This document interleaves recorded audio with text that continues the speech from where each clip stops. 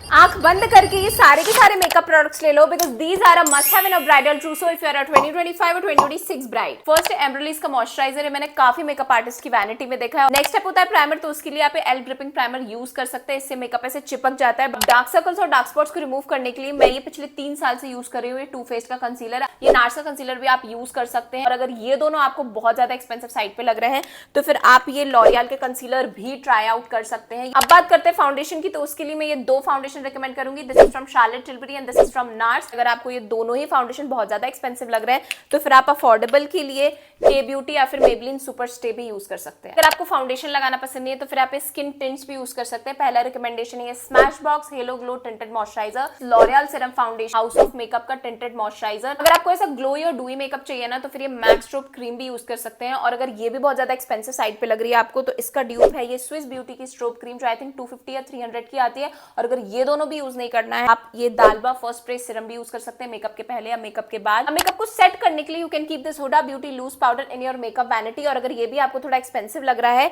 तो you can keep this Maybelline fit me loose powder. Compact powder के लिए मैं ये 2 कॉम्पैक्ट पाउडर रिकमेंड करूंगी। This is Charlotte Tilbury airbrush flawless finish और ये है MAC studio fix setting powder.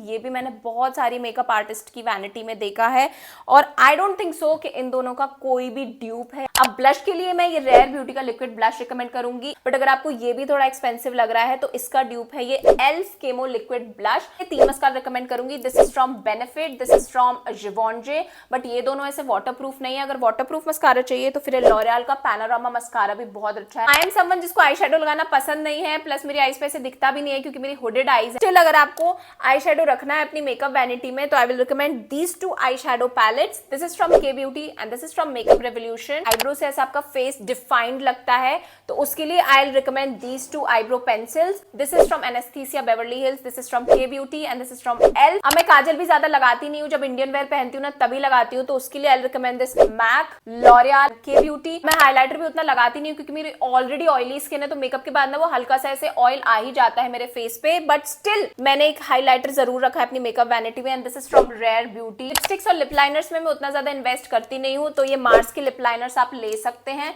एक आता है 60 रुपीज का। अब लिपस्टिक्स में इतनी एक्सपेंसिव लेती नहीं हूँ, इनिशियली लेती थी बट अब मैंने बंद कर दिया है क्योंकि आई थिंक अभी बहुत सारी अफोर्डेबल लिपस्टिक ब्रांड है जो same luxury kind of feeling देती हैं, तो उसके लिए यू कैन यूज हीरो, फे beauty, L'Oréal, Nykaa, Lakme. And last makeup को ऐसे लॉक करने के लिए आई रिकमेंड दिस लॉरियल का इनफैलिबल 3 सेकंड सेटिंग स्प्रे या फिर ये शार्लेट टिल्बरी का। With this I have kept all the makeup products in my makeup vanity for my bridal trousseau. Now share this to all the brides to B.